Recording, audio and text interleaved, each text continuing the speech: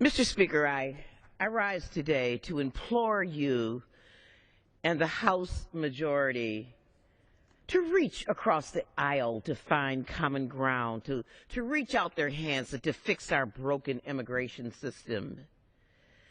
Mr. Speaker, last summer, Republicans and Democrats in the Senate came together and passed comprehensive immigration reform with a strong bipartisan vote, a vote of 68 to 32. 68 to 32. That's like a super-duper majority.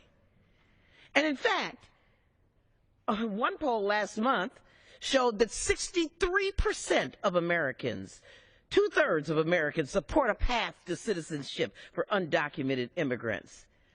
Business leaders, chambers of commerce, labor unions, faith immigrant families, law enforcement officials, and Americans of every race, creed, color, and ethnicity all across our country applauded our senators for reaching across the aisle. For many, it really gave hope and belief in our government that we're still capable of putting aside political posturing and to build consensus around the difficult issues that faced our country. But today, as I speak, Americans are asking, what happened? They're confused as to why the House of Representatives can't do the same thing that the Senate did and pass immigration reform. They are even more confused as to why the House can't even dignify the issue with a simple up or down vote. And those people have not gone away, Mr. Speaker. Oh, no. In fact, today the call to action is still as loud and clear as it has ever been.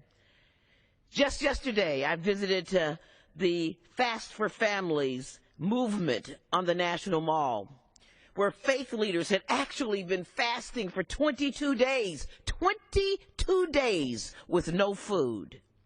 Some were hospitalized to safely break the fast per the doctor's orders, but others pressed on. Replacement fasters stepped up, including our own Representative Kennedy, who, in the legacy of his grandfather, Bobby, acknowledged the need to embrace the immigrant issue. So I ask my colleagues in the majority on the other side of the aisle, what are we waiting for?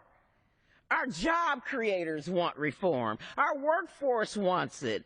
Our spiritual leaders say it's the right thing. And overwhelmingly so do the American people. The facts are so clear that reform will tremendously benefit all of our country.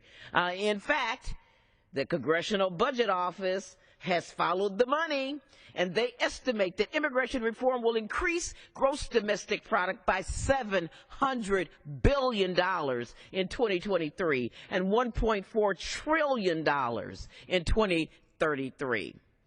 But here we are today, facing government shutdowns and sequester levels that eviscerate services so that many vulnerable Americans rely on, and this is where we're stuck. It's been 5 months since the Senate passed their bill, and yet we have only 6 days scheduled until the end of the year, and we haven't had one serious vote on immigration reform. Americans have put their differences aside for the common good of our country, and they expect us to do the same thing in this, our beloved democracy. Once again, I want to reiterate that I stand here ready to work with my colleagues on the other side of the aisle to move our country forward. And I applaud my brave colleagues on the other side that have already taken a stand and put politics aside. And I encourage more of my colleagues to answer that calling and meet us halfway. The American people are fed up with the status quo and gridlock here in Washington. Let's come together and strengthen our business, our economy, our workforce, and our families. I yield back the balance of my time.